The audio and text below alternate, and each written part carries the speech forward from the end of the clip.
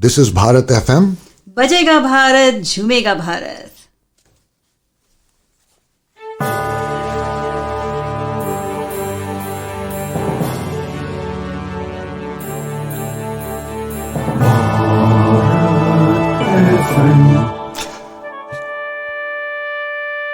ये है भारत एफएम. बजेगा Bharat, झूमेगा Bharat. Hello everyone. Today you'll be watching our last episode, episode 6, with Ben Pendergrass. So before that, I would like to extend my thanks from the Northern Kentucky chapter to all the viewers who have taken out time to watch our episodes. Please do share with others also.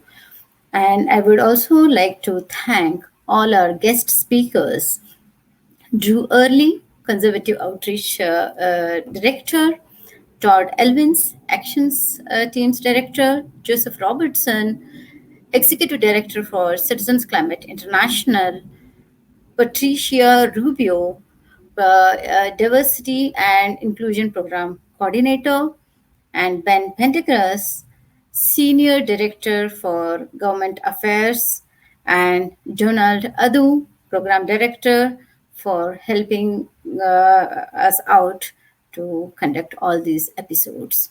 I feel that let's come together and bring a change. Together we can have a great climate solution.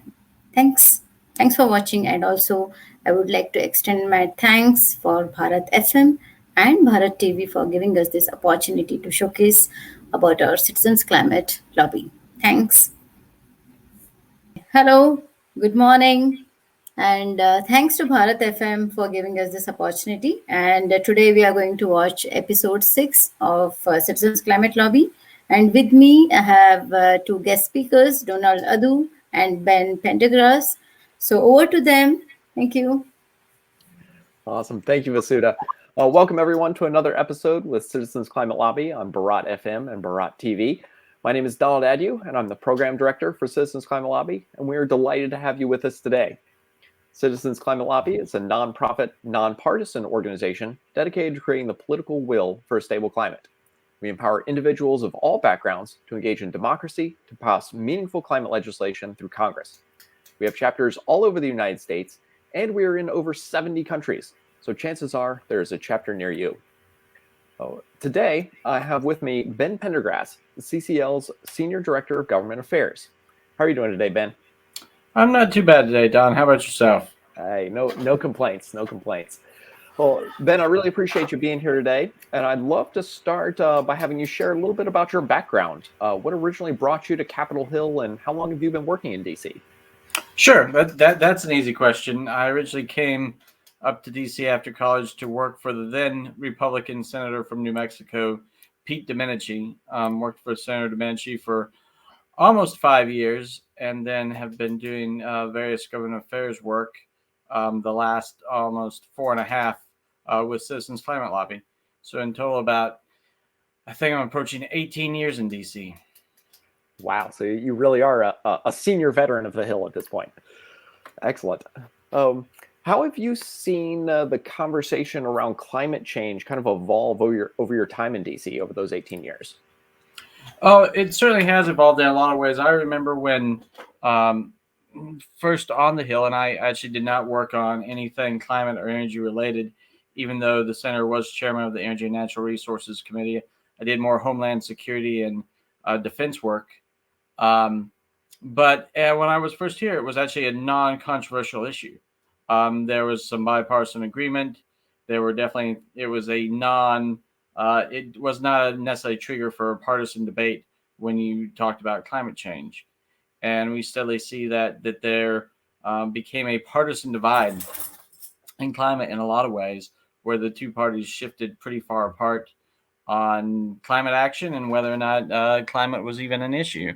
And I think where we've seen this now come back together in the last several years, and some of this is really due to the work of Citizens Climate Lobby and others, to take the partisanship out of climate.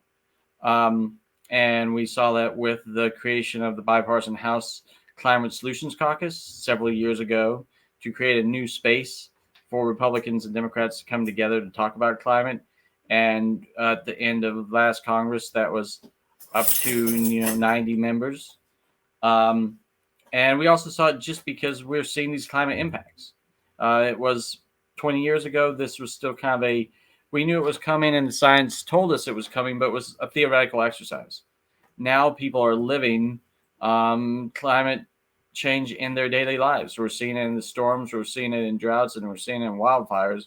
And so I think that has refocused members of Congress's mind on the issue when it's directly impacting their constituents and their communities who they represent. Excellent. I'm curious, from my standpoint, kind of coming from a science background, the kind of shift from nonpartisan to partisan and then back again is very interesting. Do you have any insights as to what kind of caused that initial vision in terms of creating the partisanship around climate? If I did, I might get paid more. No, I think some of it is a partisan reaction that just happens on a lot of things, and it doesn't necessarily flow in one direction or another. That if one party seizes the mantle of an issue, and it can be any issue, there's a almost inevitable counter reaction outside of a few issues to the other party. It acts in some sort of opposition, in some sort of check, and I think some of that would definitely occurred. I think we saw some of the policy aversion happen where, people, it's really easy to talk about issues like climate change when you don't have to think about the solutions. And so I think we had some of that solution aversion going on. And when you're talking about doing things that are a major change to the national economy, to industries that have existed in America for a long time, that creates a little hesitancy as well. And some of these members of Congress represent very fossil fuel dependent industries. And so that was, I think, kind of a reaction that grew out of that. And it's kind of natural in a way. I mean, we would make more progress on a lot of issues if we could automatically remove the partisanship from them. But in a democratic system with two parties that we have set up, some of that is almost just inevitable. That makes sense. From the work that I've done in the field, I've spent a lot of time in kind of rural areas and speaking with folks engaged in the fossil fuel industry. And to talk a little bit about what you mentioned in terms of, that there's a fear around the solutions. I found that very, very true in a lot of the conversations I've had with folks who were, climate skeptical. And not so much that they were skeptical of the science of climate change, but more skeptical around those solutions. What solutions are you seeing on the Hill that are gaining traction on both sides of the aisle? Well, I mean, we've seen a lot of bipartisan buy-in for innovation, investment in research and development, things around like the ARPA-E program, which is advanced, research into energy technologies. We've seen bipartisan support for some nuclear stuff. We've seen a lot of bipartisan support around carbon capture and sequestration. We've seen a ton of bipartisan support for things like the Growing Climate Solutions Act, which would farmers right now are on the forefront of climate change on the ground, experiencing those impacts. It would help make farmers part of the solution. And so there's a lot of these places where there is bipartisan agreement. And so I think those are kind of the low-hanging fruit when you can get that buy-in and say, let's research this energy, let's provide some tax credits, let's do those things.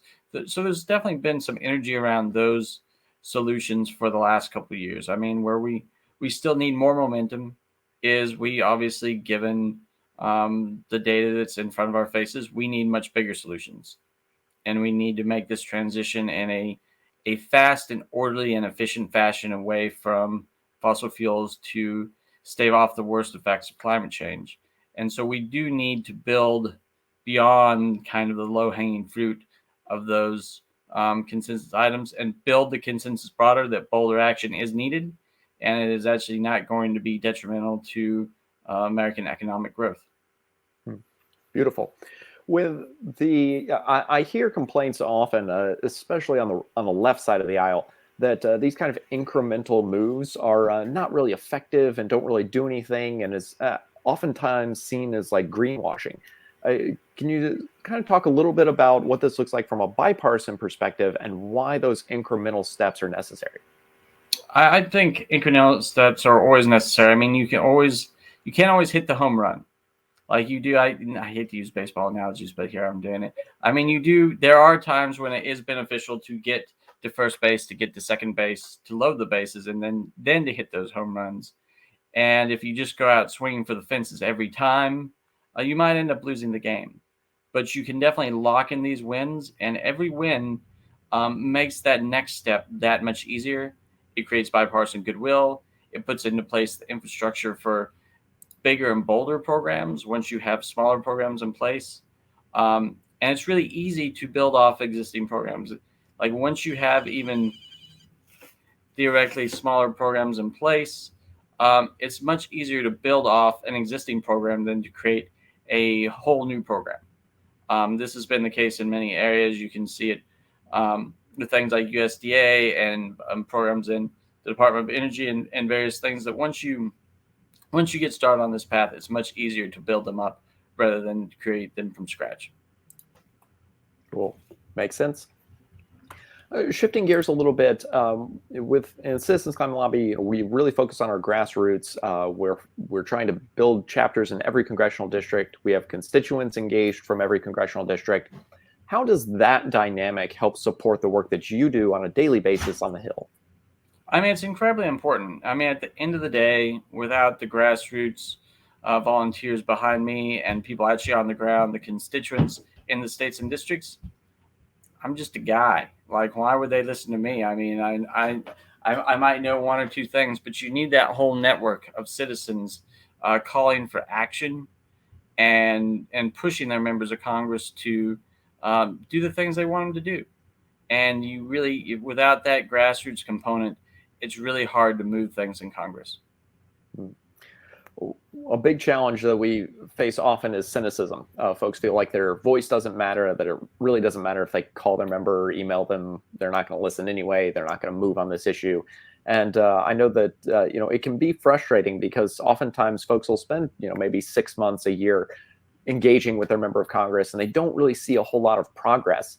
What I'm hearing you say is that they are listening, but it just takes more of a sustained period of time. How can folks overcome that initial cynicism and kind of work within this structure of democracy that can often take a long time?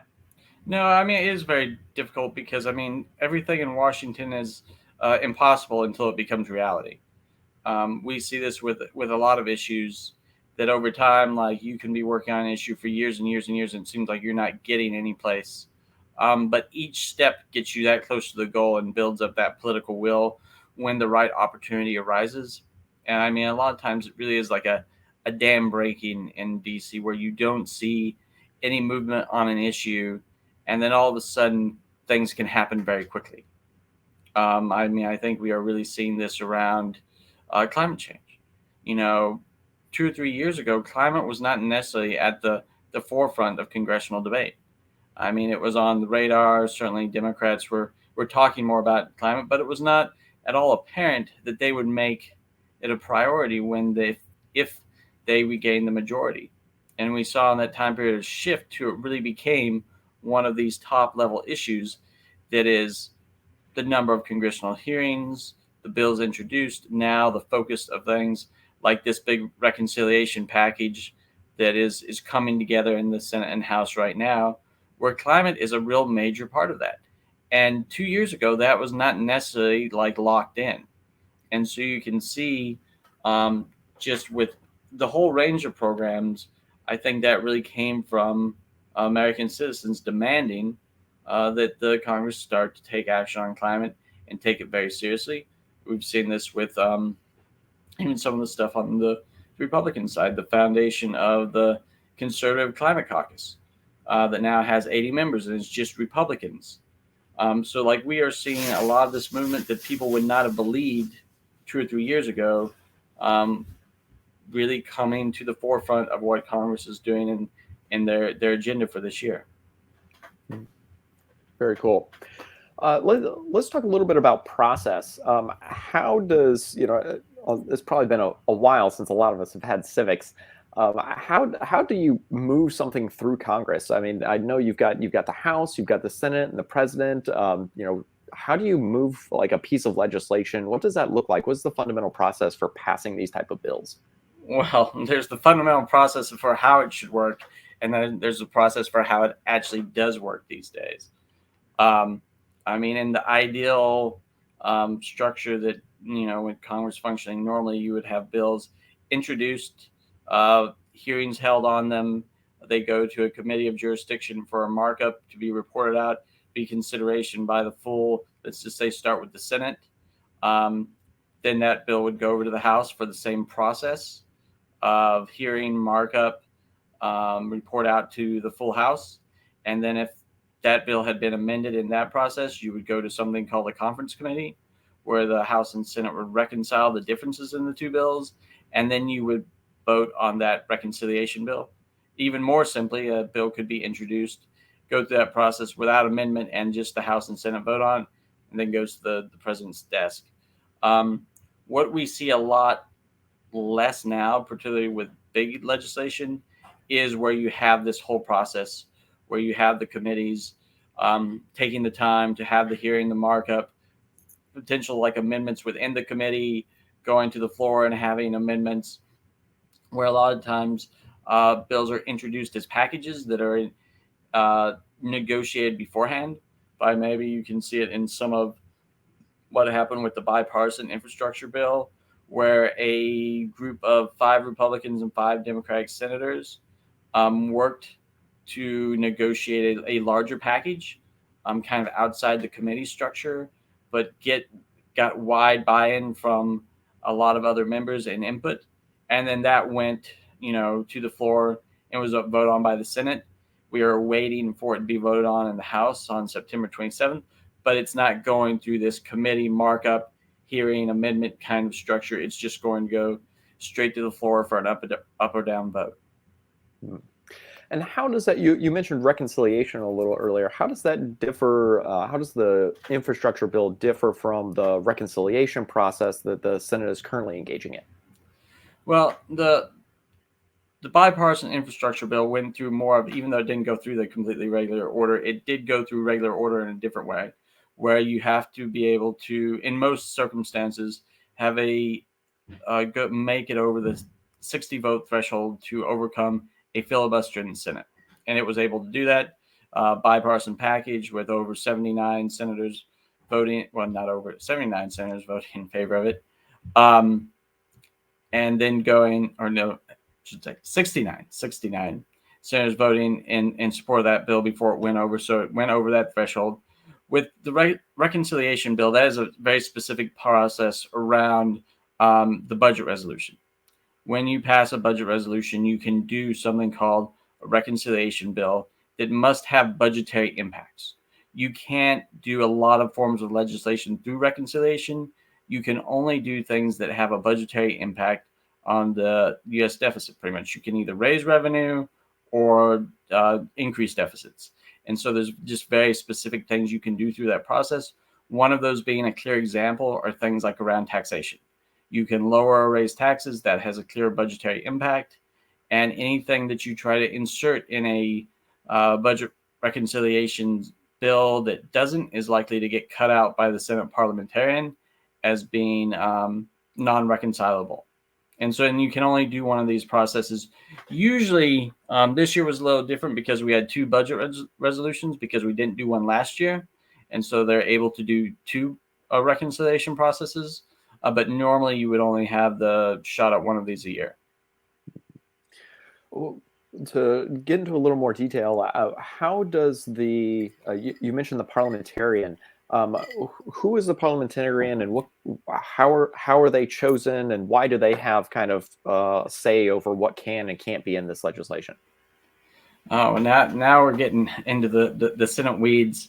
I mean, the parliamentarian is basically just an employee of the Senate.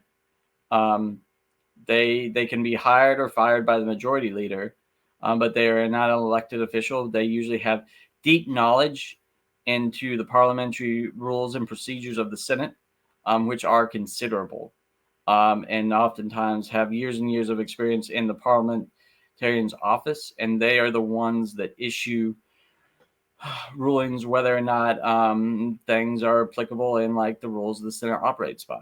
And one of the like biggest roles they play is really during the reconciliation process to figure out whether or not things fit within the framework set up by the rules around reconciliation. Given that they can be hired or fired by the majority leader, how does the parliamentarian remain insulated from partisan battles?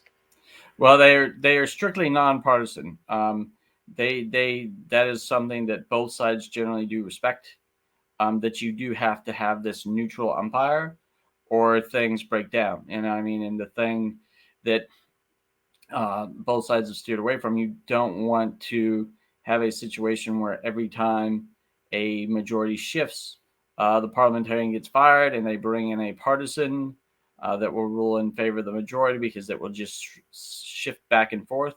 And there are quite a few members of the Senate that are what you would call institutionalists, that really respect the rules and traditions of the Senate and do try to preserve them. And I think this is an area where both sides would like to keep the parliamentarian as a neutral authority on bills that pass through their purview.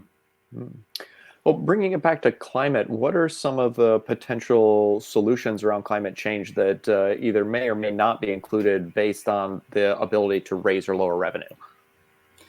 Well, we're still waiting for the details of the package. I mean, we have a very broad line. One thing that is just the nature of the beast is when they pass a budget resolution, the budget committee does what is called provide instructions to the committees of jurisdiction. These instructions are actually just top line numbers to either raise X amount of revenue or spend X amount of revenue.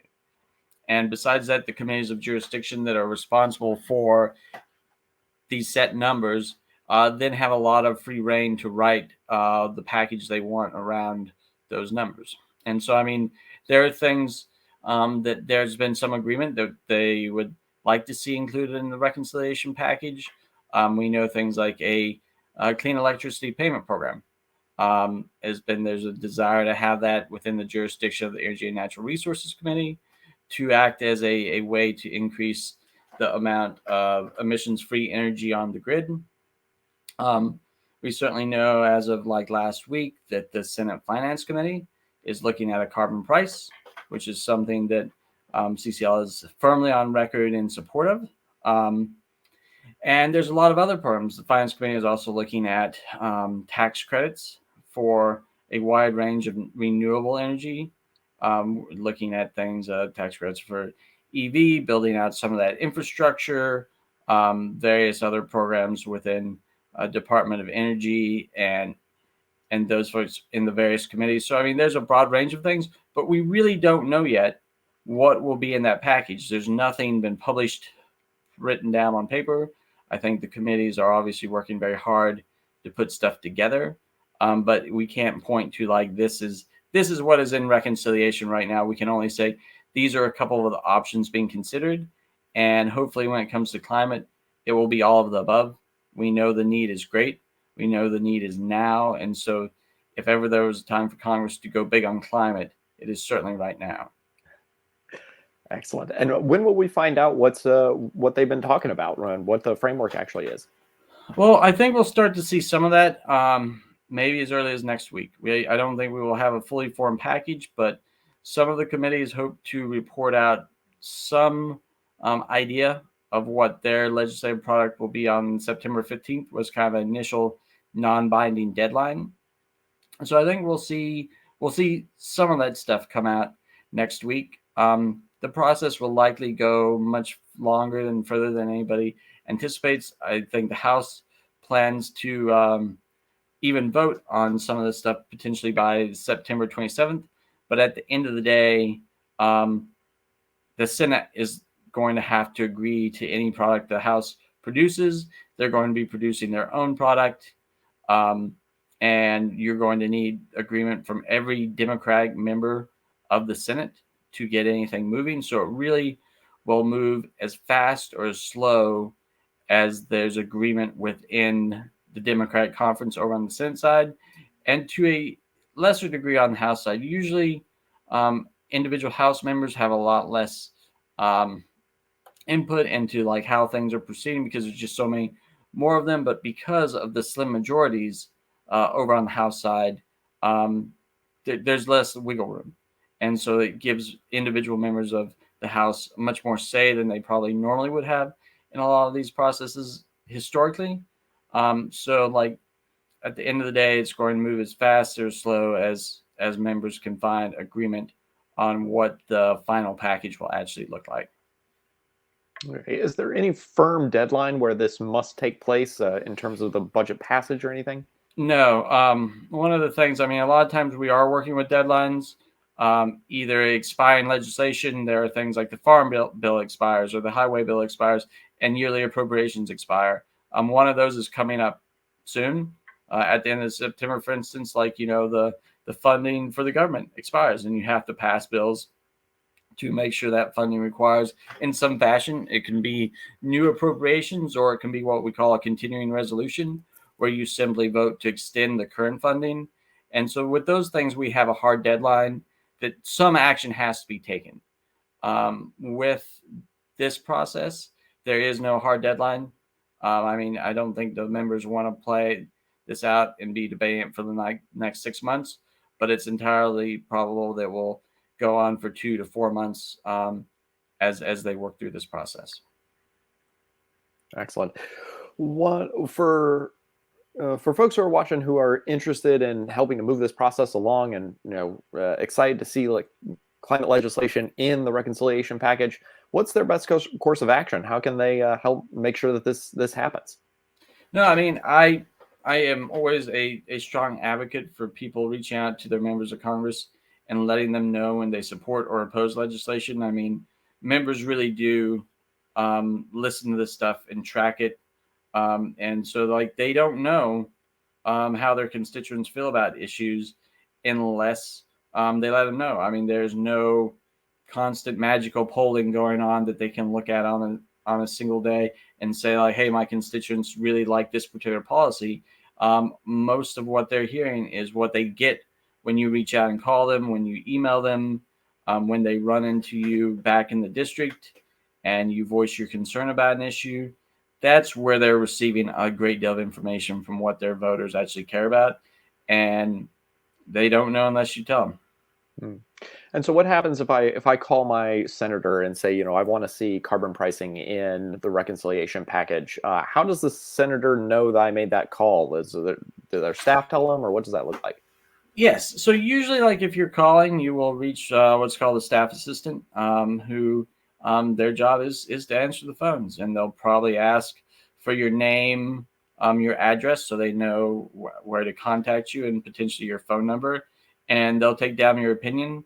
And the level of calls varies per office and like the size of the state, but they do try to compile that information. They might not be able to pass on a whole page message on a nuanced position you have that you want like X, Y, and Z, but not this other problem, not that. They can't pass that on necessarily through a call, but they will be like, we got 50 calls in support of this particular bill, and we got 20 calls against.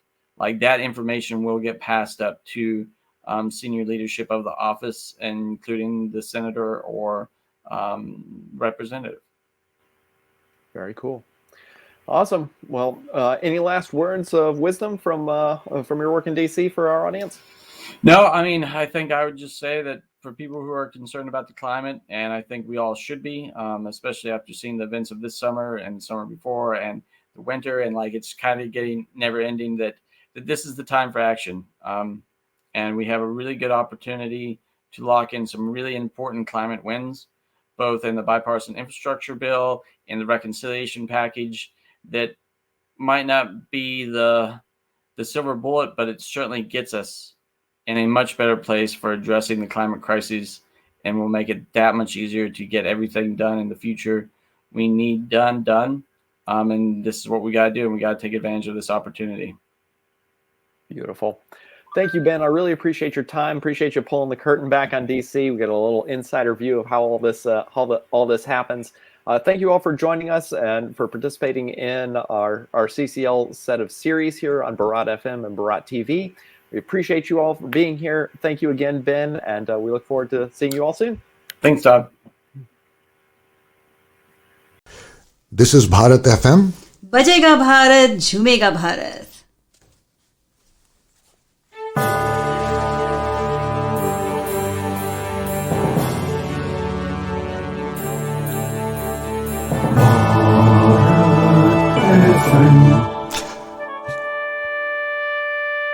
ये है Bharat FM. बजेगा भारत झूमेगा भारत.